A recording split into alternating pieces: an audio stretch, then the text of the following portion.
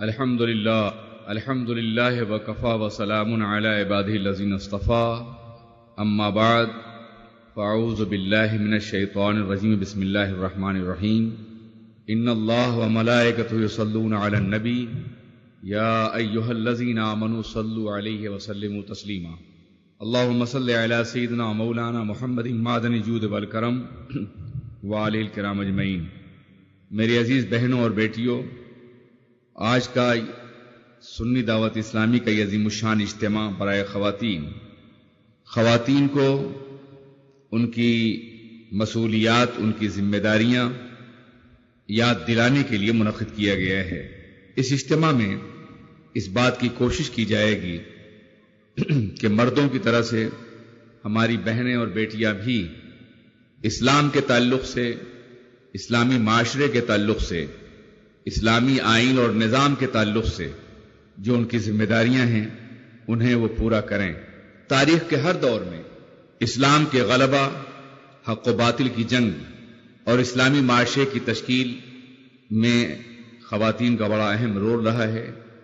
انہوں نے اپنی ذمہ داریاں بحسن و خوبی پوری کی ہیں اور اس طرح سے ایک باوقار اسلامی معاشرہ وجود میں آیا۔ ادھر ماضی قریب کے کچھ 100 سالوں سے خواتین میدان عمل سے نکل گئیں یا انہیں الگ کر دیا گیا، جس کے نتیجے میں وہ ذمہ داریاں جو ان سے متعلق تھی وہ پوری نہیں ہوئیں اور پھر دھیرے دھیرے معاشرہ غیر اسلامی ہوتا چلا گیا۔ معاشرہ دراصل آپس میں کسی اصول اور ضابطے کی بنیاد پہ زندگی گزارنے کو کہتے ہیں، اور ظاہر ہے کہ زندگی کہ دو اہم ارکان ہیں، مرد اور عورت۔ جب تک دونوں اپنی اپنی ذمہ داریاں پوری نہیں کریں گے اس وقت تک ایک اچھا معاشرہ تشکیل نہیں پا سکتا۔ دونوں کو اپنی مشترکہ ذمہ داریاں پوری کرنی ہیں، اور ان ذمہ داریوں کو پورا کرنے کے سلسلے میں قرآن عظیم اور احادیث مبارکہ میں بڑی واضح ہدایات موجود ہیں۔ آپ اسلام کے ابتدائی دور کا جائزہ لیجئے تو آپ کو معلوم ہوگا کہ اسلام کی تبلیغ اور ارشاد اور اسلام کے راستے میں جاں سپاری اور قربانیوں کے حوالے سے جس طرح مردوں نے بے پناہ محنتیں کی ہیں، عورتوں نے بھی اسی طرح قربانیاں دی ہیں۔ اگر مرد نے اپنا سر اللہ کے راستے میں پیش کیا ہے تو عورتوں نے اپنے گود کے پروردہ بچوں کو اللہ کے راستے میں تیار کیا ہے کہ وہ شہادت عظمیٰ کے منصب سے سرفراز ہوں۔ مرد اگر جہاد کرتا رہا ہے تو عورت مجاہدین کی تربیت کرتی رہی ہے۔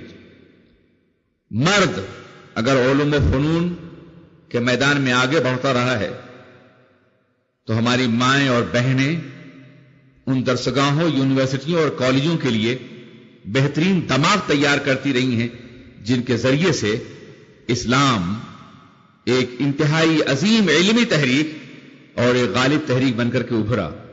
مرد اگر معیشت کے میدان میں محنت کرتا رہا ہے، مشقت کرتا رہا ہے، تو عورتوں نے سرمایہ کا صحیح اور جائز استعمال کر کے مرد کے بوجھ کو تقسیم کیا اور معاشرے کو امن سے بھر دیا۔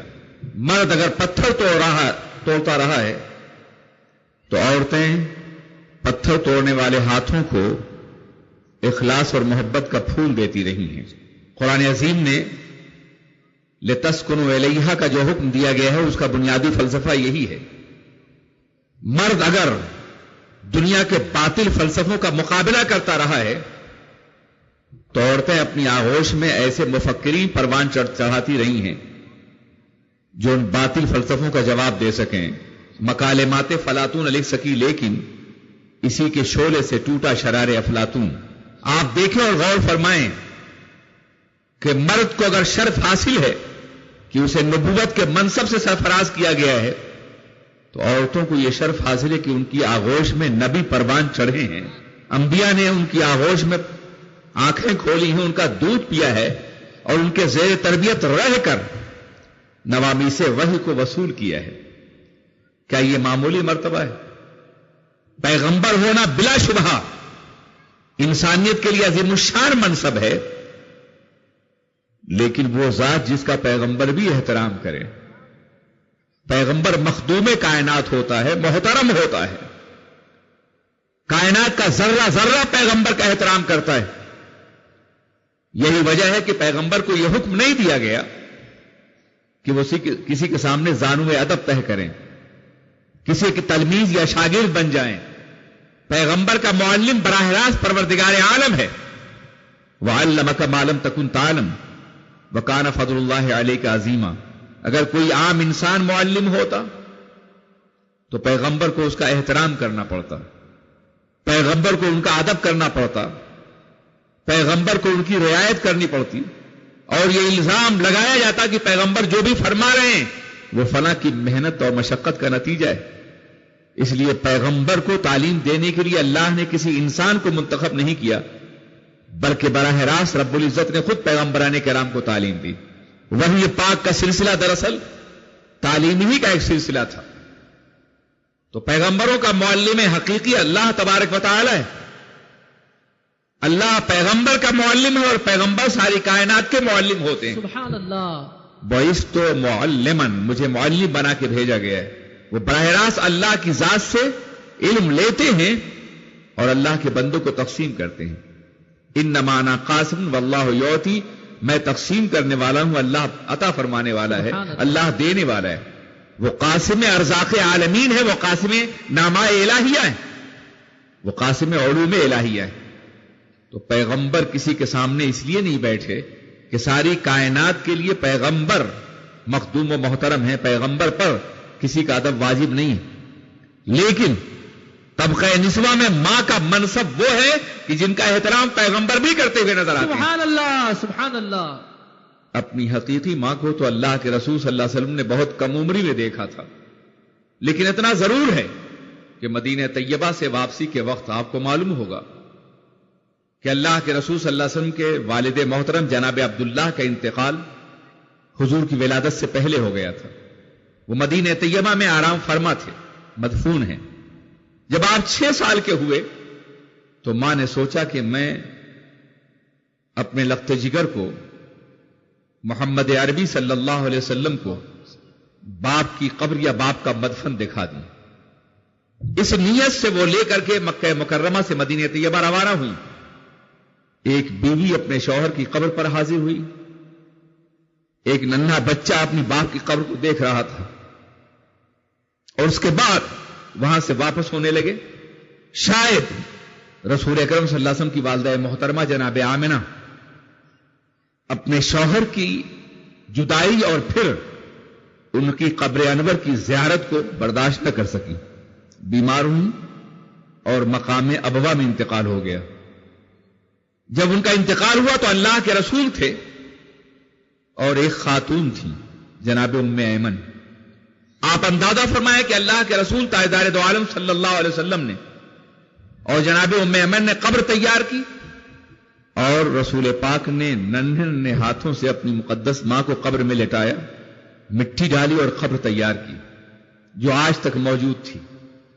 میں عرض کرنا چاہتا ہوں کہ رسول پاک کو یہ موقع تو نہیں ملا کہ وہ اپنی ماں کا ادب کر سکتے، اپنی ماں کی خدمت کر سکتے. بچپنے ہی میں ان کا سایہ سر سے اٹھ گیا. باپ کا بھی اور ماں کا بھی اس میں مصلحت تھی.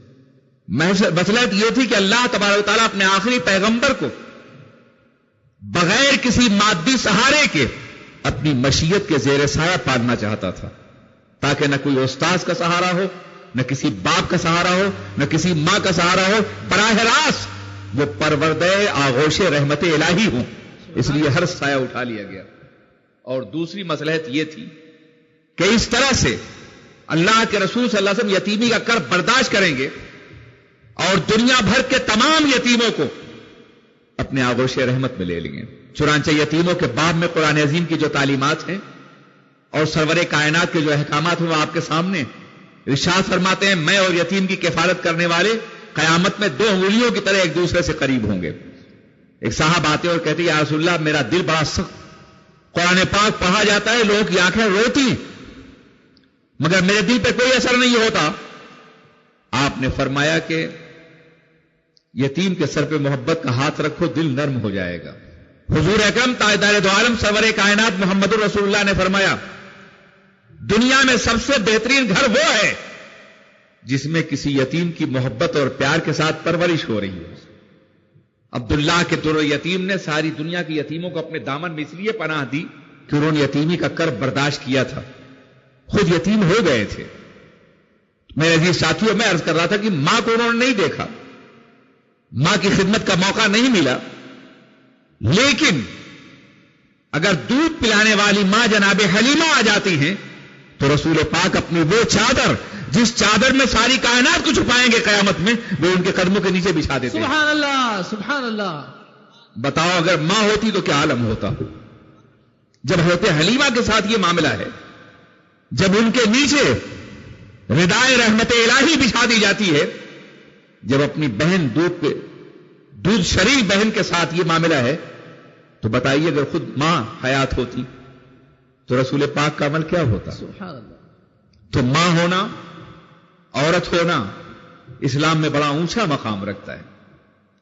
ماؤں کی آغوش میں بڑے بڑے مجاہدین پروان چڑھے، کوئی خالد ہو، کوئی طارق ہو، کوئی بھی ایسا نہیں جو ماں کی تربیت کے بغیر عظیم بن سکا ہو.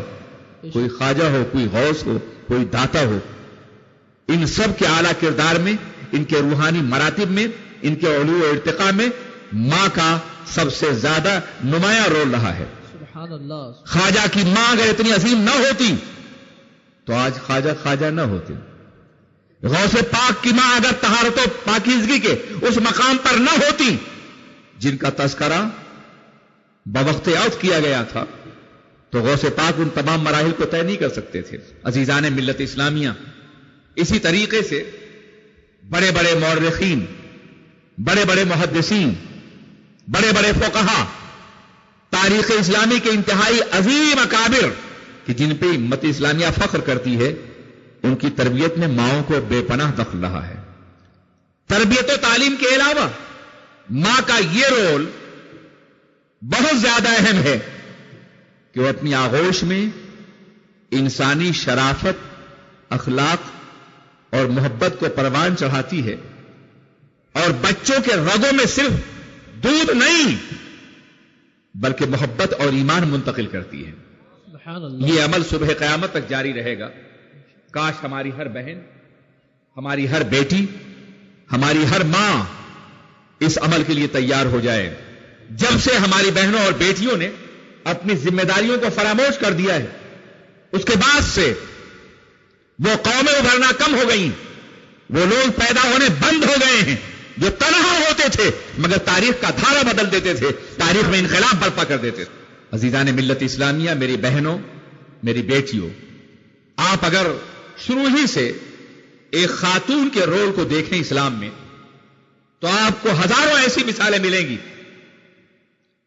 اللہ کے رسول تاجدار دو عالم سرور کائنات محمد الرسول اللہ ارواحنا فدا صلی اللہ علیہ وسلم ابھی اعلان نبوت کے منصب پہ سرفراز نہیں ہوئے ہیں، اعلان نبوت نہیں فرمایا ہے، مگر انہیں صادق کہا گیا ہے، امین کہا گیا ہے. صداقت و امانت کا یہ شوہرہ جب جناب خدیجہ تک پہنچتا ہے تو وہ اپنے مال کا منتظم بنا کر، اپنی تجارت کا نگراں بنا کر اللہ کے رسول تاجدار دو عالم صلی اللہ علیہ وسلم کو ملک شام روانہ فرماتی. ایسا کئی بار ہوا، اور جب وہاں سے واپس آئے تو آپ نے دوسروں کے مقابلے میں زیادہ فائدے پیش کیے، تجارت میں بے پناہ برکتیں ہوئیں. اس کے ساتھ ساتھ غلام جو میسرہ تھے، انہوں نے ہر مقام پر سرور کائنات محمد الرسول اللہ کی امانت و دیانت کے ساتھ ساتھ ان معجزات کا بھی مشاہدہ کیا جو حیرت انگیز تھے. کسی درخت کے نیچے بیٹھتے تو شاخیں جھک کر کے سایہ کرتی ہوئی نظر آتی، سبحان اللہ. چلتے تو ابر بارندہ سر پہ سایہ کرتا ہوا نظر آتا. ان باتوں کو انہوں نے بیان کیا اور جناب خدیجہ نے محسوس کر لیا کہ حضرت محمد عربی صلی اللہ علیہ وسلم تاریخ انسانی کی انتہائی اہم مقام پر فائز ہونے والے ہیں. نکاح کا پیغام بھیجا، جبکہ عرب کے بڑے بڑے لوگوں کے پیغام کو رد کر دیا گیا تھا. اللہ کے رسول نے اپنے چچا سے، اپنے اہل خاندان سے مشورہ کیا اور پھر 25 سال کی عمر میں 40 سال کی ایک بیوہ سے اللہ کے رسول صلی اللہ علیہ وسلم نے شادی فرمائی. اس شادی میں یہ بھی مصلحت تھی کہ دنیا کے بے شمار ملکوں میں بیواؤں کے ساتھ انتہائی ناپسندیدہ سلوک کیا جاتا تھا. بیواؤں کو منحوس سمجھا جاتا تھا. بیوہ اگر کسی خوشی اور مسرت کے گھر میں چلی جاتی تو اسے نکال دیا جاتا تھا. بیوہ اپنے لبوں پہ تبسم سجا نہیں سکتی تھی, مسکرا نہیں سکتی, دنیا تانا دیتی تھی. شوہر کھو بیٹھی ہے پھر بھی ہنس رہی ہے. ایک تو شوہر کے کھو دینے کا غم, اور پھر دنیا کا یہ ظلم اور جبر بیوہ کے ساتھ ہمیشہ رہا ہے. بعض ملکوں میں بیوائیں اپنے شوہر کی چتا پر زندہ جلا دیا جایا کرتی تھی. آپ ذرا سوچو وہ لمحہ کتنا دردناک ہوگا جب ایک بیوہ کو اس کی شوہر کی چتا پہ زندہ جلایا جاتا رہا ہوگا. تو کیا اس کی تڑپتی ہوئی آتما, اس کی روح کسی نجات دہندہ کو نہ پکارتی رہی ہوگی؟ حضور سرور عالم اسی بیوہ کی کراہ کا جواب بن کر کے, اسی تڑپتی ہوئی روح کا جواب بن کر کے آئے ہیں, اور اسی مجبور بیوہ کا کے لیے نجات دہندہ بن کے جلوہ گر ہوئے ہیں. عزیزان ملت, میری بہنوں اور میری بیٹیوں, اللہ کے رسول نے 24 سال کے شباب میں جبکہ عرب کا حسن ان کے قدموں میں جھکنے کے لیے آمادہ تھا, تمام رعنائیاں ان کے قدموں سے لپٹی ہوئی چلتی تھی, ان کا ہر قدم بہاروں کا امین اور نکھتوں کا ضامن تھا. وہ چلتے تو ان کے اخلاق اور ان کے جسم کی خوشبو سے گلیاں مہک اٹھا کرتی. ذرا سوچو وہ چاہتے تو کیا نہیں کر سکتے تھے, مگر 24 سال کے شباب میں 25 سال کے 40 سال کی بیوہ سے اس لیے شادی کی تاکہ دنیا کو یہ تعلیم مل جائے, یہ درس مل جائے, یہ سبق مل جائے کہ خبردار کسی بیوہ سے نفرت نہ کرنا. بیوہ ام المومنین ہو گئی ہیں, بیوہ تمام کائنات کے مسلمانوں کی ماں ہے. سبحان اللہ سبحان اللہ. یہ پہلا سبق تھا جو اللہ کے رسول نے دیا تھا. اور پھر ہماری اس مقدس ماں نے جنہیں جناب خدیجہ کبریٰ رضی اللہ تعالیٰ عنہا کے نام سے یاد کیا جاتا ہے, اسلام کو ترقی دینے میں, اسلام کو بلند کرنے میں, رسول اللہ کے نظام دعوت کے سلسلے میں, ان کی حوصلہ افزائیاں کرنے کے سلسلے میں جو رول ادا کیا ہے, واللہ وہ تاریخ کا ایک ناقابل تردید باب ہے, ایک ناقابل فراموش حصہ ہے. کوئی بھی مورخ اسلام کے ارتقاء, اسلام کے تطور, اسلام کی عظمت, اسلام کے وقار اور سربلندی, اسلام کی اشاعت کی تاریخ مرتب کرتے ہوئے جناب خدیجہ کی عظیم کردار کو فراموش نہیں کر سکتا ہے. وہ ہماری ماں ہیں, ہمارے لیے اسوہ ہیں. اگر انہوں نے یہ کردار ادا کیا ہے تو ہماری ہر ماں اس طرح کا کردار آج بھی ادا کر سکتی ہے, ان کے دامن کرم سے استفادہ کرتے ہوئے. عزیزان ملت, میری بہنوں اور میری بیٹیوں, چونکہ یہاں میرے بھائی بھی بیٹھے ہیں پردے کی اس پار, اس لیے میں عزیزان ملت بھی مخاطب کر رہا ہوں. میں عرض کر رہا تھا کہ جناب خدیجہ ایک بہت ہی مالدار خاتون تھی, رئیس التجار مکہ خویلد کی بیٹی تھی. ان کے مال کا یہ عالم تھا کہ جب ان کا مال تجارت ہزاروں اونٹوں پہ لد کر کے شام اور یمن کی منڈیوں میں اترتا تھا تو منڈیوں کا توازن قائم ہو جاتا تھا, سبحان اللہ, منڈیوں کی رونق بڑھ جاتی تھی. وہ عظیم تاجر خاتون جب دامان رسالت میں آئیں تو کچھ دنوں تک تو اللہ کے رسول نے تجارت فرمایا, مگر جب وحی پاک کا آغاز ہوا, بلکہ آغاز وحی سے پہلے اللہ کے رسول نے خلوت گزینی اختیار کی, تنہائیاں اختیار کی, تو انہوں نے یہ نہیں کہا کہ آپ میرے کاروبار کو نقصان پہنچا رہے ہیں, توجہ دیجیے. نہیں, ایک عظیم بیوی کی حیثیت سے, ایک عظیم خاتون کی حیثیت سے وہ حضور سید عالم صلی اللہ علیہ وسلم کی زندگی میں ابھرنے والے اس انقلاب کو دیکھ رہی تھی جو ساری کائنات کو تبدیل کرنے والا تھا. سبحان اللہ. ان کی پیشانی میں روشن اس سورج کو دیکھ رہی تھی جس کی طلعت زیبا سے پوری کائنات منور ہونے والی تھی. سبحان اللہ. اس لیے وہ خاموش تھی. آپ کئی روز تک غار حرا کی خلوتوں میں ہوتے تھے. یہ خلوتیں دراصل فکر کی خلوتیں تھیں, قوم کے غم کی خلوتیں تھیں. یہ تنہائیاں اپنے رب کی بارگاہ میں وہ اضطراب پیش کرنے کے لیے تھی کہ اللہ, یہ انسان ہے, تو نے انہیں تکریم و تعظیم کے ساتھ پیدا فرمایا ہے، مکرم بنایا ہی نے. اور یہ کتنے ظالم ہو گئے ہیں، کتنے گناہگار و مجرم ہو گئے ہیں، انسانیت کی منزل سے کتنے دور ہو گئے ہیں. یہ درد تھا جو بارگاہ الہی میں اللہ کے رسول پیش فرماتے تھے. یہ کرب تھا جس کے بارے میں اللہ کے رسول ہمیشہ غمزدہ رہا کرتے تھے. یہاں تک کہ وحی پاک کا آغاز ہوا. وحی پاک کا آغاز ایک بڑا پرجلال، بڑا پرشکو، بڑا پرعظمت تجربہ تھا. آج پہلی بار خلاق کائنات اپنے ایک بندے سے مخاطب ہو رہا تھا. سبحان اللہ. ظاہر ہے کہ رب کا کلام، رب کے کلام کی ہیبت، رب کے کلام کا جلال قلب مصطفیٰ پر اتنا زیادہ تھا کہ آپ اپنے گھر میں لرزیدہ لرزیدہ داخل ہوئے. زملونی، مجھے چادر اڑا دو. چادر اڑا دی گئی. آپ نے کیفیت وحی اور مسئولیات کے حوالے سے جناب خدیجہ سے بات کی. شاید آپ یہ محسوس کر رہے تھے کہ جو ذمہ داری مجھ پر ڈالی گئی ہے، کیا وہ ذمہ داری میں اٹھا لوں گا؟ کہیں ایسا تو نہیں کہ اس بار امانت کو اٹھانے کی بنیاد پر میں ہلاک ہو جاؤں؟ یہ قطعاً تصور غلط ہے کہ اللہ کے رسول جانتے نہیں تھے کہ کیا ہو رہا ہے ان کے ساتھ. یہ بہت بڑا جھوٹ ہے اگر کوئی شخص یہ کہے کہ وہ اس بنیاد پر ہلاکت کا خوف محسوس کر رہے تھے کہ وہ یہ پاک سے آشنا نہیں ہوئے تھے. نہیں، ایسا نہیں ہے. پیغمبر کے باب میں امت مسلمہ کا مزاج دنیا کے دوسرے تاریخ نگاروں سے بڑا مختلف ہے. ہم پیغمبر کے بارے میں یقین رکھتے ہیں علیہ الصلاۃ والسلام. ہم رسول صلی اللہ علیہ وسلم پر یقین رکھتے ہیں کہ آغاز وحی سے پہلے بھی وہ نبوت کی تمام کیفیات سے نوازے گئے تھے. سبحان اللہ. بے شک قرآن ایک قانون زندگی اور دستور حیات، ایک نظام عمل ہے. مگر مجھے بتاؤ کہ قرآن عظیم کے نزول سے پہلے حضور نے 40 سال زندگی گزاری ہے. کیا 40 سال کا ایک لمحہ بھی قرآن سے ہٹا ہوا نظر آتا ہے؟ ہرگز نہیں. احکامات سے ہٹا ہوا نظر آتا ہے؟ اللہ کے قانون سے ہٹا ہوا نظر آتا ہے؟ قرآن تو 40 سال کے بعد نازل ہو رہا ہے، مگر پوری حیات مصطفیٰ قرآن کے احکامات کی پابند ہے. پتہ یہ چلا کہ اللہ کی مرضی یہ تھی کہ محبوب 40 سال تک قرآن بن کے دکھا دو اور 40 سال کے بعد قرآن پڑھ کے سنا دو تاکہ تمہاری زندگی تمہارے دعوے کی دلیل بن جائے. سبحان اللہ. نعرہ تکبیر، یہ ہوا.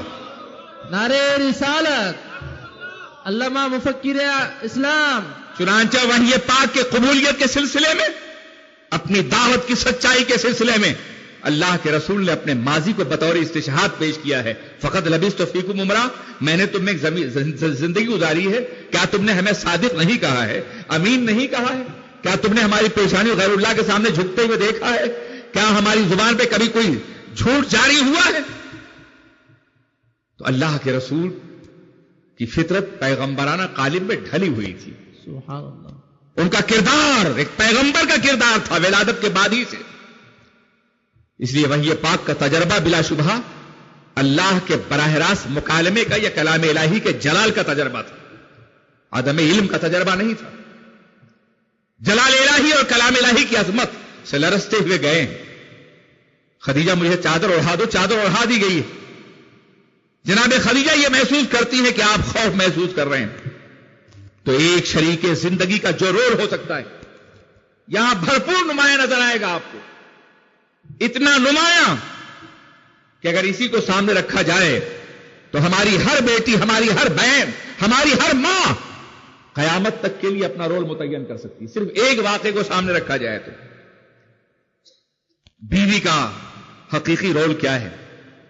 حوادث میں، مصائب میں، مشکلات میں اپنے شوہر کو تسلی دینا، تسکین دینا، اسے حوصلہ دینا، اسے جرأت دینا اور میدان عمل میں بھرپور اترنے کی صلاحیت دینا. یہی تو رول ہوتا ہے ایک شریک زندگی کا.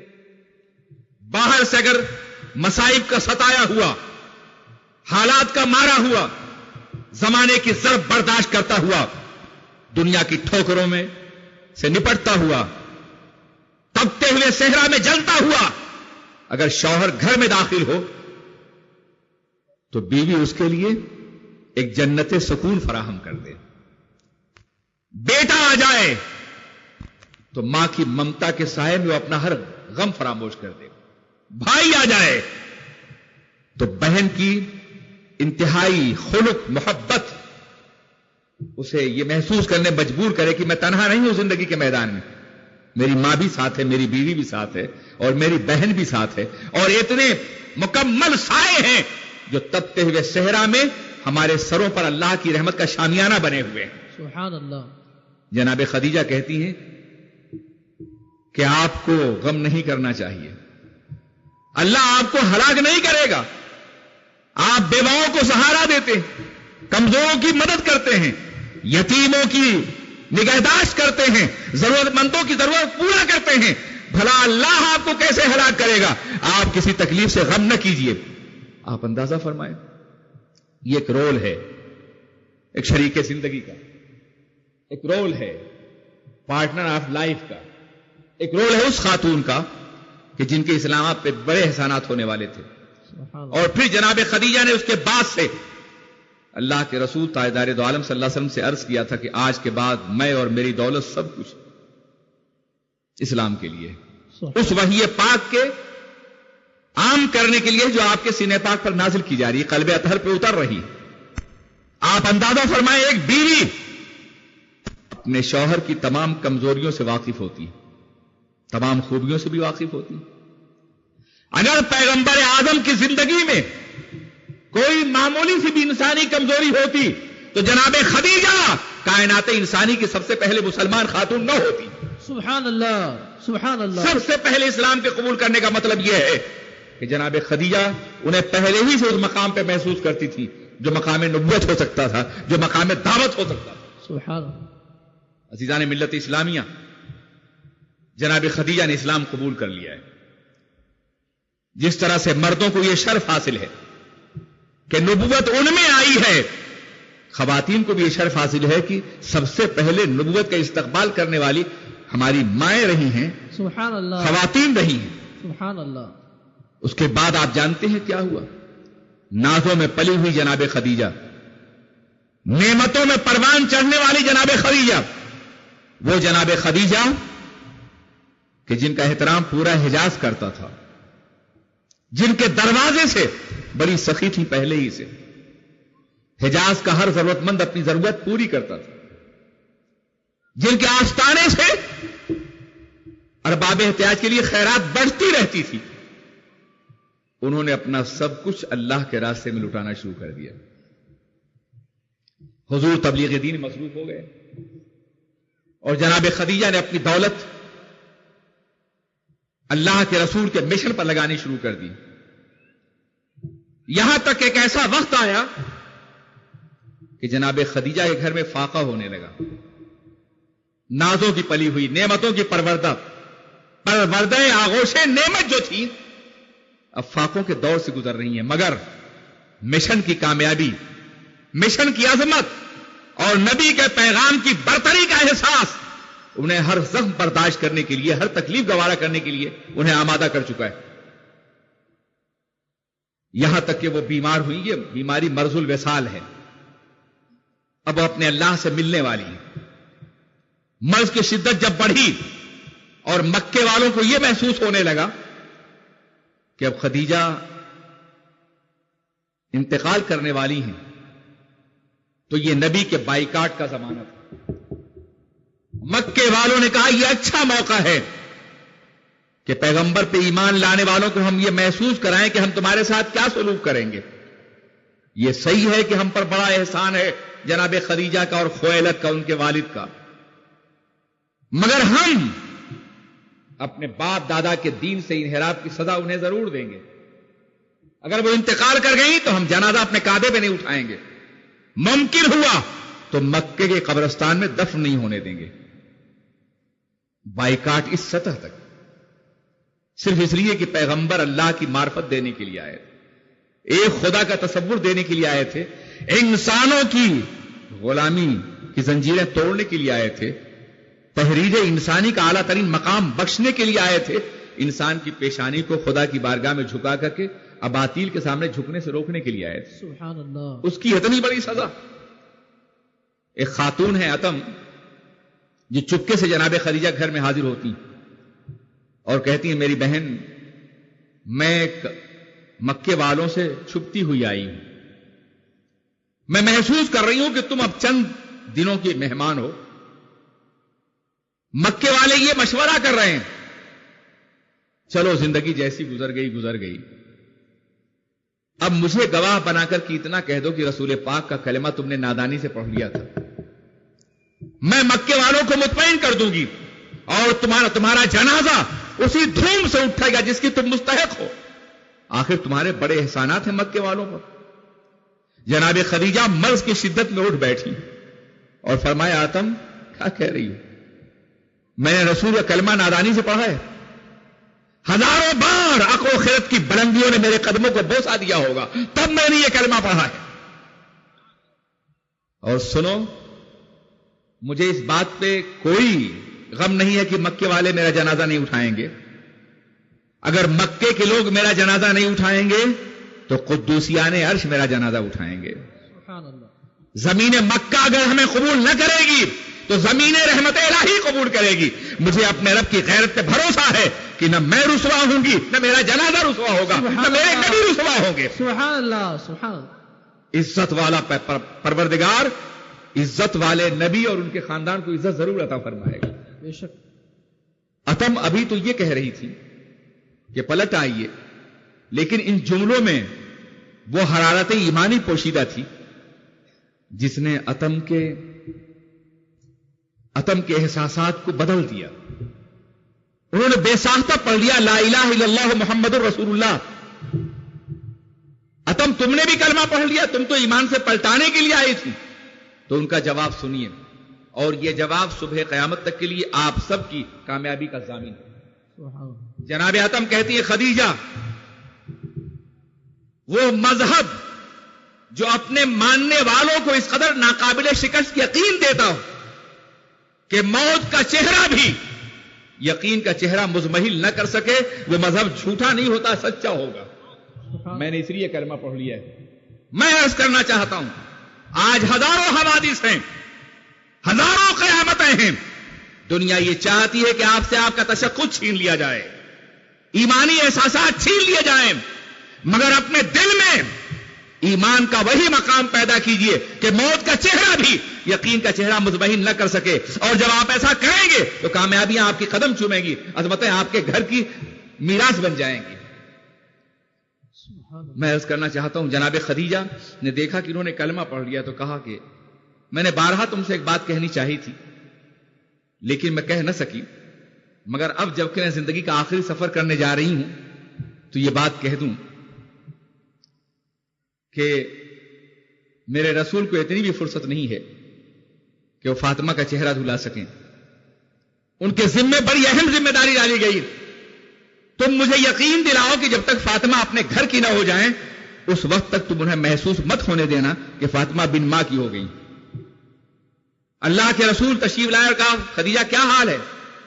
تو آپ فرماتی ہیں کہ یا رسول اللہ مجھ سے میرا حال نہ پوچھیں، جتنی دیر میں میرا حال پوچھیں گے اتنی دیر میں نہ معلوم کتنے افراد کو جہنم کے دہتے ہوئے شعلوں سے کھینچ لیں گے.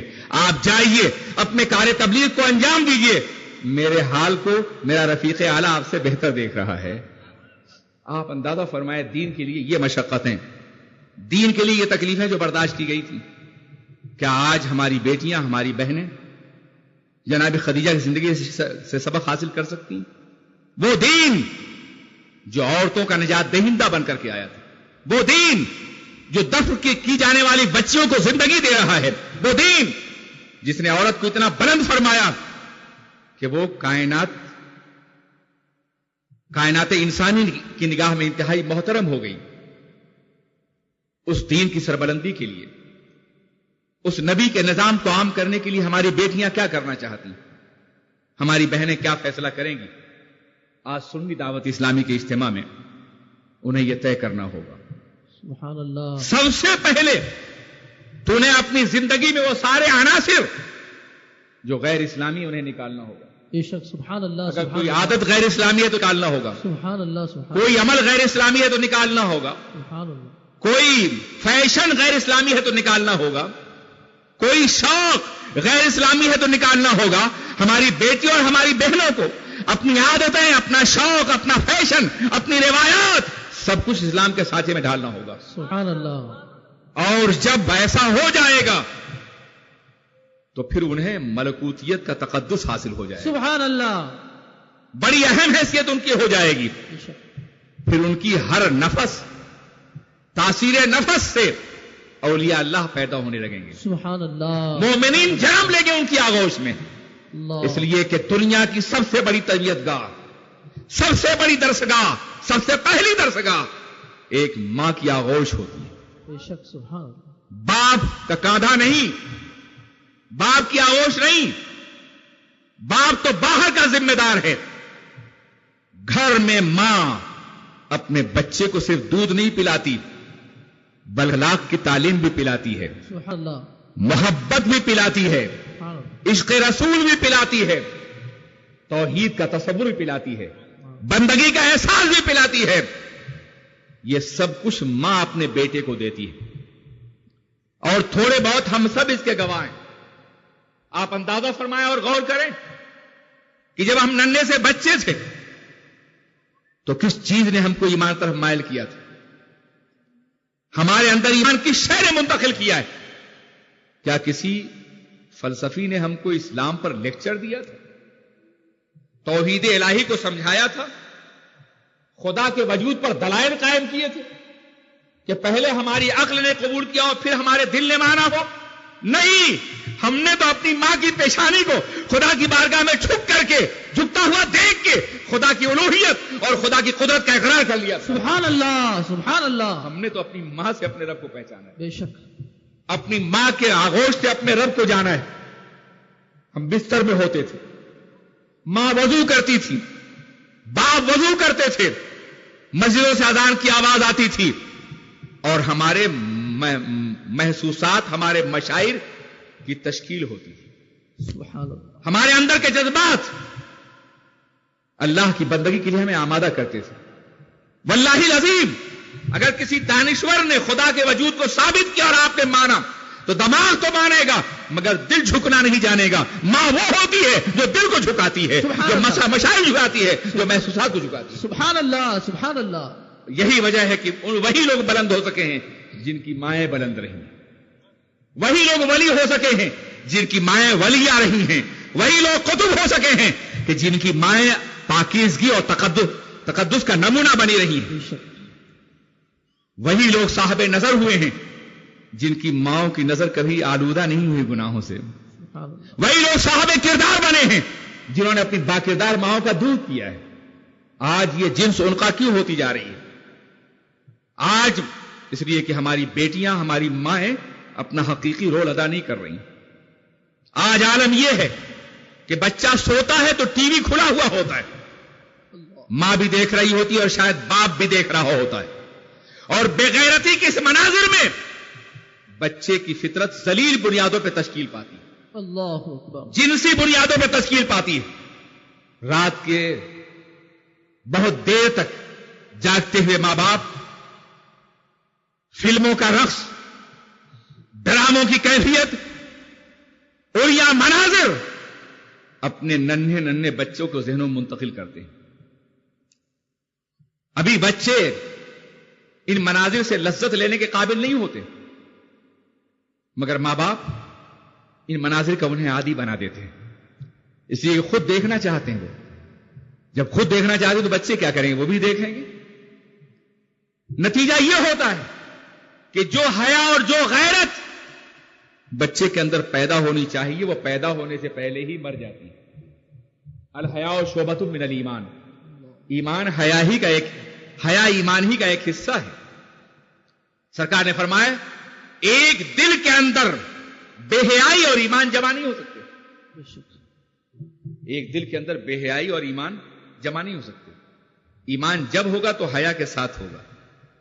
حیا دراصل ایک صدف ہے جس میں گوہر ایمان پرورش پاتا ہے. سبحان اللہ صدف حیا اگر الگ کر دیا جائے تو جوہر ایمان ٹوٹ جاتا ہے اور بکھر جاتا ہے. حیا ایک فانوس ہے جس میں ایمان کی شمع جلتی ہے. سبحان اللہ. فانوس اگر ہٹا دیا جائے تو حوادث کی ہوائیں اس شمع کو بجھا دیں گی. لیکن آج کے ماحول میں ہماری بیٹیاں اور ہماری بہنیں جو رول پلے کر رہی ہیں اس میں وہ فانوس بننے سے پہلے بکھر چکا ہوتا ہے, وہ صدف وجود میں آنے سے پہلے ٹوٹ چکا ہوتا ہے. اب ظاہر غیرت حیا اور جوہر حیا کیسے پروان چڑھے؟ شمع حیا کس طرح جل سکے گی جس کے نتیجے میں بچپن ہی سے بے غیرتی کا مزاج بن جاتا ہے. ایک فطرت ثانیہ پیدا ہو جاتی ہے اور اس فطرت ثانیہ کے ماحول میں بچہ پروان چڑھتا ہے تو وہ فطرت حقیقی سے بغاوت کرنے لگتا ہے. جب اس کے سامنے حیا کی بات کرو, شرم کی بات کرو, حجاب کی بات کرو, نیچی نگاہوں کی بات کرو, عزت کی بات کرو, آبرو کی بات کرو, مذاق اڑاتا ہے وہ. یہ پرانے زمانے کے لوگ ہیں, حالانکہ سچائیاں کبھی پرانی نہیں ہوتی. کیا بات. تو میں عرض کرنا چاہتا ہوں, آج ہماری بہنیں اور بیٹیاں اس وقت سوتی ہیں جب وہ اپنے بچوں کے اندر ٹی وی اور فلموں کا زہر منتقل کر چکی ہوتی ہیں, غیرتوں کے قدر کرنے کا پروگرام بنا چکی ہوتی, تب سوتی ہیں. لیکن وہ بھی ہماری مائیں تھیں کہ جب سوتی تھی تو اسلام کے مجاہدین کا واقعہ بیان کرتی تھی, سبحان اللہ, قرآن عظیم کی تلاوت کرتی تھی, سبحان اللہ کی حفاظت میں دے کے اپنے بچے کو سوتی تھی, سبحان اللہ کے کرم کے سائے میں سلاتی تھی. بچہ اس ماں کا دودھ پیتا تھا جو قرآن عظیم کی تلاوت کے ماحول میں پروان چڑھائے اور بنائے, تشکیل پایا ہے, وہ دودھ پیتا تھا. یہی وجہ ہے کہ کسی بھی مسلم ماں کی آغوش میں کوئی بے غیرت اور بے حیا بچہ پروان نہیں چڑھتا تھا.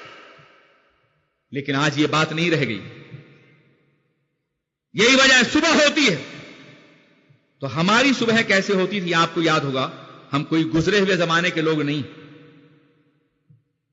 ہماری صبح تو کم از کم ایسی ہوئی ہے کہ ہم نے دادا کو تلاوت کرتے ہوئے دیکھا ہے, ماں کو سجدہ کرتے ہوئے دیکھا ہے, بہن کو وضو کرتے ہوئے دیکھا ہے آنکھ کھولی ہوئے, باپ کو مسجد جاتے ہوئے دیکھا ہے.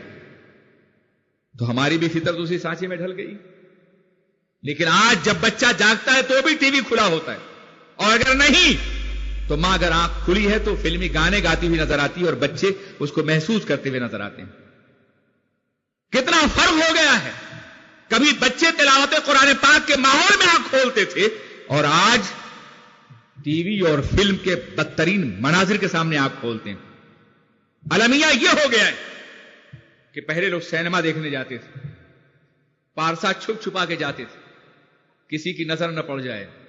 اچھے گھروں کے جوان مارے ڈر کے لرزتے ہوئے کہ ماں باپ دیکھ نہ لیں, کبھی دیکھ لیتے تھے, یہ خوف ہوتا تھا.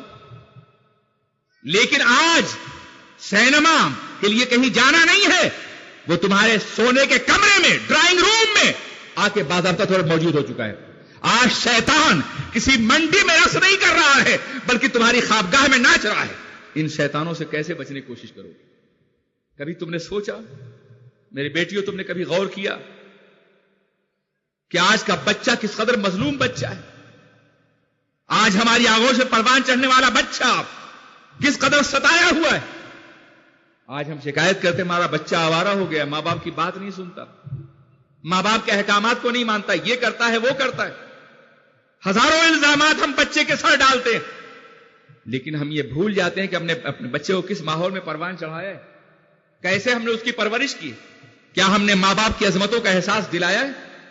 وہ تمہیں مانے گا ماں جب تم ماں بن کے دکھاؤ گی. اگر تم نے خود ہی ماں کا رول ادا نہیں کیا ہے تو اس کی بے باک جوانی کے مقابلے میں اپنی ممتا کا ماتم کرنے کا تمہیں کوئی حق نہیں. تم ماں تھی کب؟ ایک ماں تو اپنے بچے کے لیے سوتی ہے, جاگتی ہے, مرتی ہے, زندہ رہتی ہے. تم نے تو بچوں کو اپنے گھر کے حوالے کر کے تفریحیں کی, ہر طرح کی محفلوں میں شرکت کی ہے. تم نے اپنے بچوں کو ممتا کا درد دیا کب ہے؟ ممتا کا احساس دیا کب ہے کہ آج بچوں سے شکایت کی جاتی ہے کہ بچے باغی اور آوارہ ہو گئے؟ اگر تم نے انہیں اللہ کی مقدس کتاب پڑھائی ہوتی, سرکار کی حدیث پڑھائی ہوتی, جسے میرے آقا نے فرمایا تھا الجنت تحت اقدام الامہات، سبحان اللہ، جنت ماؤں کے قدموں کے نیچے ہے، سبحان اللہ، جس میں رسول پاک نے فرمایا تھا دعا والدین لولدہ کا دعائی لکم، ایک باپ کی دعا اپنے بیٹے کے لیے اس طرح ہوتی ہے جیسے امتی کی دعا اپنے رسول کی دعا اپنے امتی کے لیے۔ سبحان اللہ۔ تو بتاؤ کیا ایک بیٹا بڑا ہونے کے بعد اپنی جنت کو خود آگ لگا دے گا؟ اپنی جنت سے خود دور جانا چاہے گا؟ مگر تم نے انہیں ان جھوٹے نگوں کی رضاکاری مبتلا رکھا۔ ان بچوں نے تمام ہیروؤں کے نام یاد کر لیے، ان ناچنے اور والوں کو اور ناچنے والیوں کے نام یاد کر لیے کہ جن کے تھرکتے ہوئے جسم پردہ سینی پر گناہوں کا اور سسٹ کا کی دعوت دیتے ہیں اور لذت گناہ کی طرف مائل کرتے ہیں۔ تم نے اپنے بچوں کو دکھایا؟ بچہ بڑا عجیب ہوتا ہے قسم خدا کی، قرآن پاک سناؤ جھومتا ہے، ناچ دکھاؤ تو رقص کرتا ہے۔ 2 سال کی بچی، 1 سال کا بچہ نغمے پہ ٹی وی کے سامنے رقص کرتا ہوا نظر آتا ہے یا نہیں نظر آتا ہے؟ جن گھروں میں ٹی ویاں دیکھی گئی ہیں رقص ہوتے ہیں وہ اپنے بچوں کو دیکھیں، چھوٹے چھوٹے بچوں کو، گویا بچپنے ہی سے انہیں رقاص بنایا جا رہا ہے، اللہ، بچپنے سے بے حیائی کی تصویر دکھائی جا رہی ہے، ننگی اور اوڑیاں اور گندی تصویریں ان کے مذاق حیا کو فاسد کر رہے ہیں، اور اس کے باوجود یہ شکوہ کہ میرے بچے وفادار نہیں ہیں، دیندار نہیں ہیں۔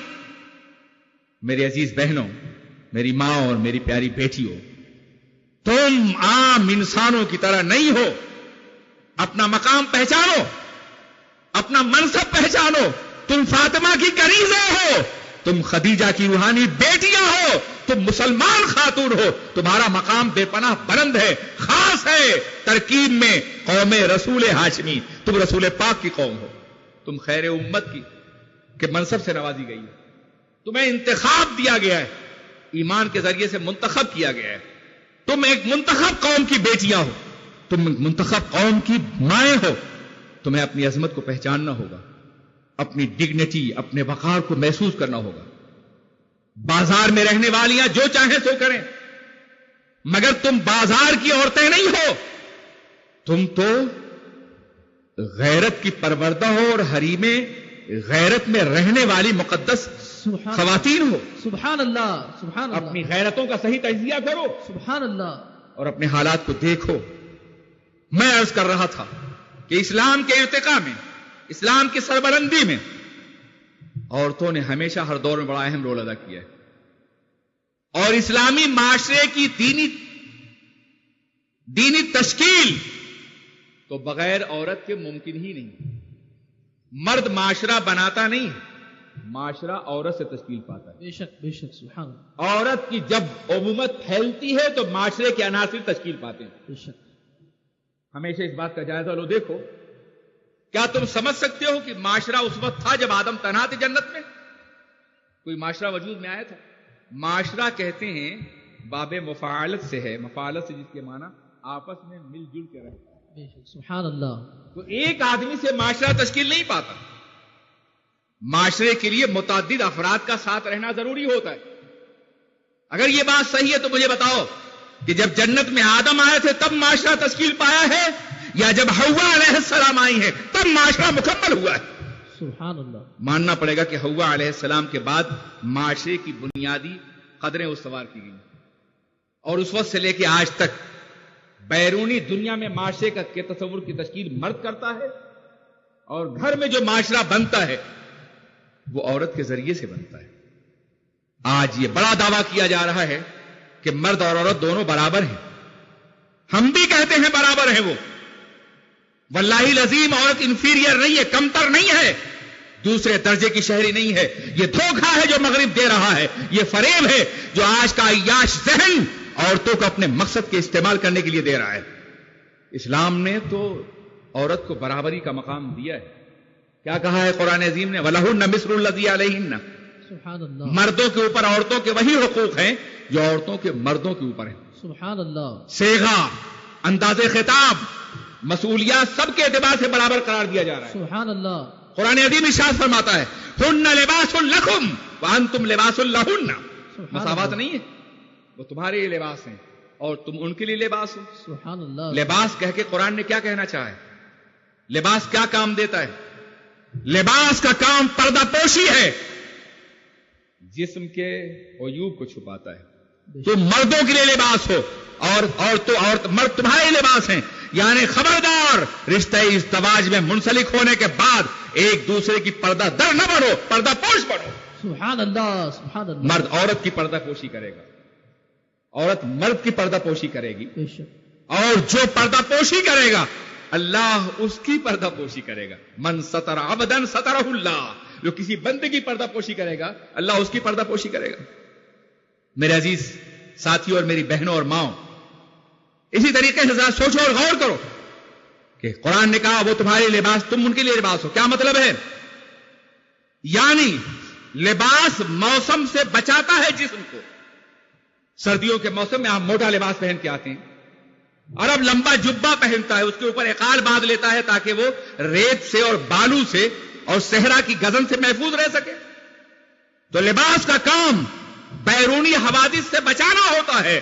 مرد عورت کے لیے لباس ہے, عورت مرد کے لباس ہے. مرد عورت کو بیرونی اثرات سے بچائے اور عورت مرد کو پروٹیکشن فراہم کرے. تیسرا مفہوم کیا ہے لباس کا؟ وہ تمہارے لباس تم ان کے لباس. لباس زینت کا کام دیتا ہے. لباس کے ذریعے سے زینت بنتی ہے.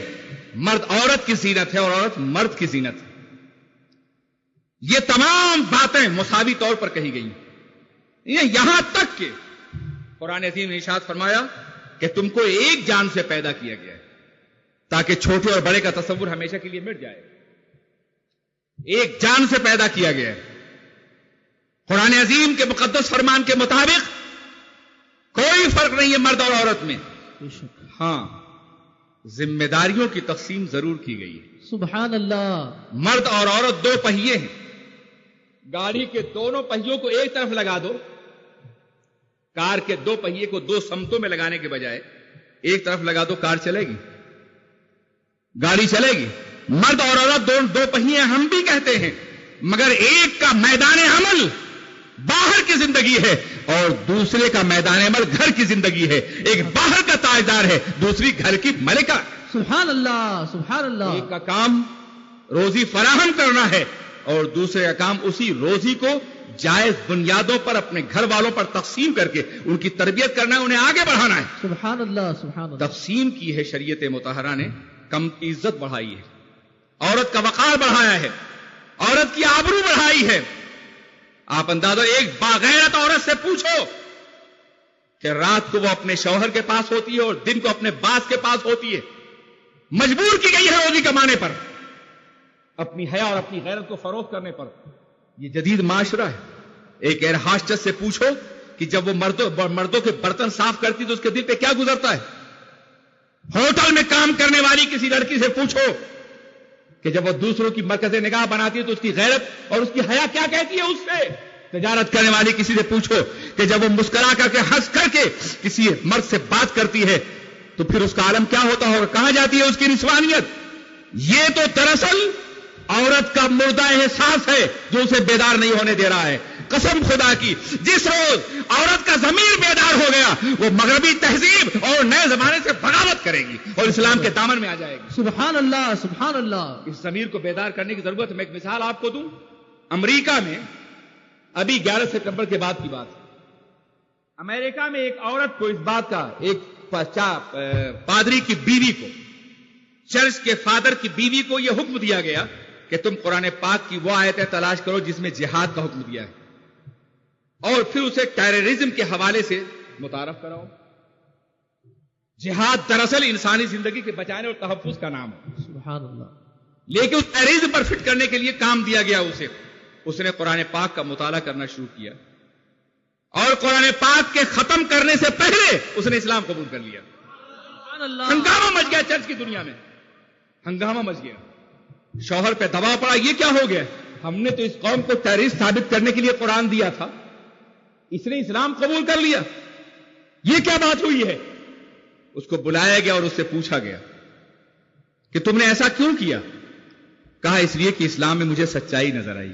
سبحان اللہ. جس کو تم نے ٹیررزم کا نام دیا ہے وہ تو دراصل ایک انسانی حق ہے جو وہ استعمال کرنا چاہتا ہے. جہاد اور ٹیررزم دونوں ایک چیزیں نہیں ہیں, یہ دونوں الگ الگ چیزیں ہیں. ایک مظلوم کو اس کا حق دلانے کے لیے جو قدم اٹھایا جاتا ہے اس کا نام جہاد ہے. اور دوسروں پر زیادتی کرنے کی جو قدم اٹھایا اس کا نام ٹیررزم ہے. مسلمان تو ٹیررسٹ ہو ہی نہیں سکتا. وہ تو انسانیت سے محبت کرنے والا ایک وجود ہے. قرآن پاک تو سرتاسر محبت کی تعلیم ہے. اس نے تو دشمنوں کو معاف کرنے کا بھی حکم دیا ہے, قاتلوں کو معاف کرنے کا حکم دیا ہے قرآن عظیم میں. فمن عفی له من اخیہ شیء فاتباع بمعروف و اداء الیہ باحسان. سبحان اللہ, سبحان قاتل کو اللہ. بھائی قرار دیا ہے قرآن نے. اس لیے اسلام تو اس کا تصور بھی نہیں کر سکتا کہ کسی پہ زیادتی کی جائے. اور میں نے قرآن کو پڑھا ہے, اب مجھے کوئی بہکا نہیں سکتا ہے. میں نے اسلام کو دل کی گہرائیوں سے قبول کیا ہے. تب اس کے شوہر نے کہا ہے تمہیں شرم نہیں آتی؟ تم نے ایک ایسا مذہب قبول کیا ہے کہ جس کے ماننے والے عورتوں کے بارے میں بڑا برا ارادہ رکھتے ہیں, بڑا گندا خیال رکھتے ہیں, بڑی گندی نظر ہوتی ہے ان کی. تو اس لڑکی نے جواب دیا سنو, یہ تمہارا صدیوں کا فریب ہے جس سے تم دنیا کو دھوکہ دیتے رہے ہو. اسلام اگر گندی نظر رکھتا تو مجھے ننگا کرتا, مجھے لباس نہ دیتا, مجھے حجاب نہ پہناتا. میرا لباس بتا رہا ہے. سبحان اللہ. اسلام غیرت دیتا ہے, اسلام عزت دیتا ہے.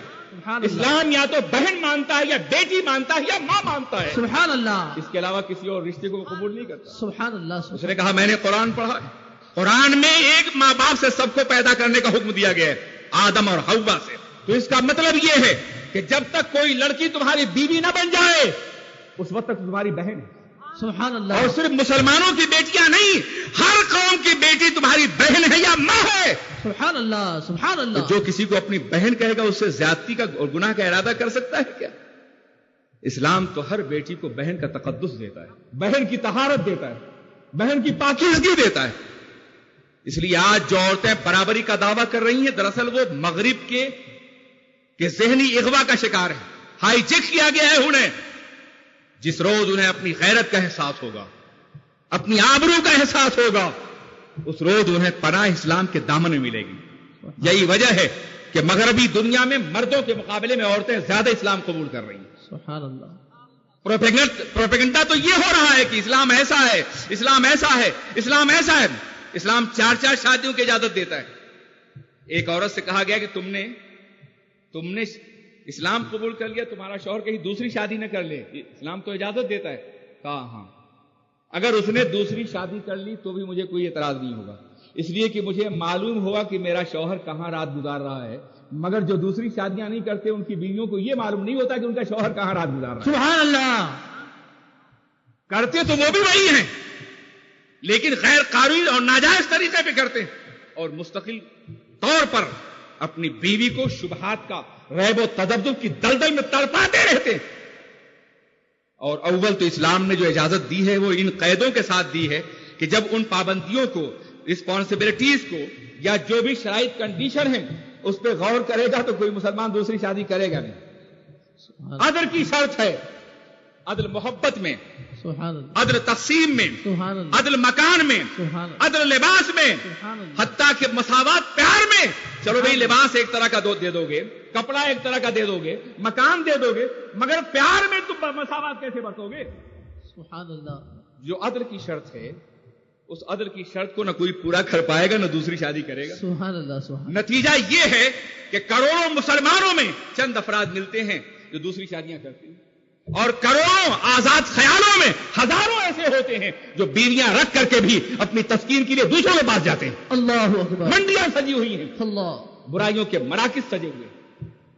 تو میں عرض کرنا چاہتا ہوں کہ آج ہماری بہن کی بھی ذمہ داری ہے, ہماری بیٹی کی بھی ذمہ داری ہے کہ وہ اسلام کا مطالعہ کرے, اسلام کو پڑھے اور اپنی دوسری بہنوں کو اسلام پڑھائے. اور دنیا میں جو بھی اعتراضات مذہب کے حوالے سے ہوتے ہیں ان اعتراضات کو دور کرنے کی کوشش کرے. میں بہت مشکور ہوں سنی دعوت اسلامی کے بچوں اور بچیوں کا کہ انہوں نے اصلاح کا بیڑا اٹھایا ہے. میں دعا کروں گا کہ پروردگار عالم انہیں کامیابیوں سے نوازے.